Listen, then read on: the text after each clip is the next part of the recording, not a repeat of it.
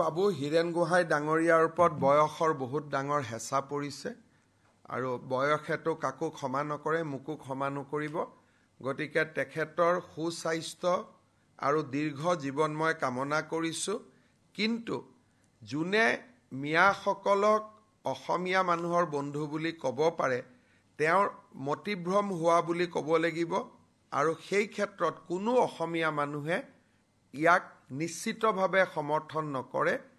হীৰেণ গোহাঁই ডাঙৰীয়াই যি ধৰণৰ কথা কৈছে যে মাৰোৱাৰী বিহাৰী মানুহখিনি আমাৰ নহয়, মিয়াখিনি আমাৰ, শুনিও বেয়া লাগিছে আৰু শুনি মই হজমো কৰিব পৰা নাই।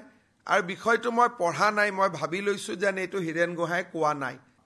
বিবেক যদি সক্ষম হৈ থাকে এনেকুৱা কথা কেতিয়াও ক'ব নোৱাৰে। গতিকে মোৰ কেতিয়াবা মনত সন্দেহো হয় যে হীৰেণ গোহাঁই ডাঙৰীয়াই নিজে এইবোৰ লিখেনে কোনোবাই লিখি দিয়ে।